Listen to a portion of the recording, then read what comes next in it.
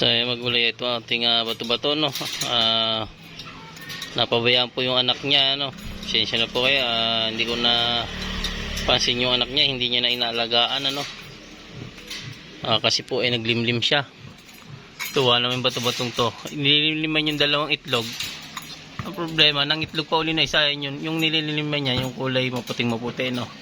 Ay yung medyo ano na yung kulay. Tapos ang bagong itlog yan, yung maputla pa, no. Kanina na siguro yung itlog yan. Kasi nalimlim yan eh. Dalawa yung itlog eh. Yung inakay niya, napabayaan niya na inihulog na niya eh. Tapos hindi niya na sinusubuan. Yun, nadedo na naman. Panibagong limlim na naman siya. Kala ko mapapalusot ko na inakay niya eh. Bubuhay na eh. Ganun pala yan. Basta nag-itlog na uli, inaawat niya na yung inakay niya kahit maliit pa. Ayan o. Tapos nag-itlog siya. Dalawa, nililiman ngayon. Nag-itlog pa uli ng isa. Ayan o. Naging 3. Eh mapipisa na yung dalawa na yan o. Medyo matagal-tagal na pong nalimlim yan eh. Oh. Yan yung isang yan. Nag-ano pa ng pahabol pa. Ang galing naman ng ibon na ito. Itlog na lang na itlog. Kung nabubuhay yung mga inaanak nito, marami na sila. Ayan. Tapos yung bibi ko, yun. Anong nangyari? Parang hindi na nakakapisa. Hindi na dami ang ang bibi.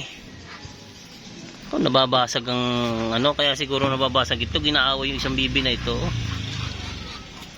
May sugat sa pakpak eh. Kawawa naman yung isang bibi na yan. Kaya siguro nababasag pati ng itlog. Kasi umuunti ang itlog eh. Kasi ito yung labuyo. Yan yung isa, ito.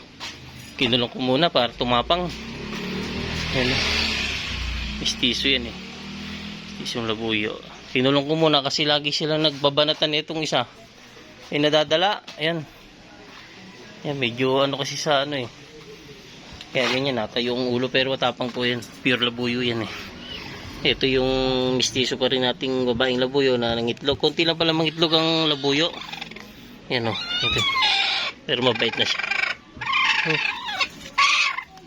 7 piraso lang o. Ganyan lang pala mangitlog. 7 piraso. Liliit pa.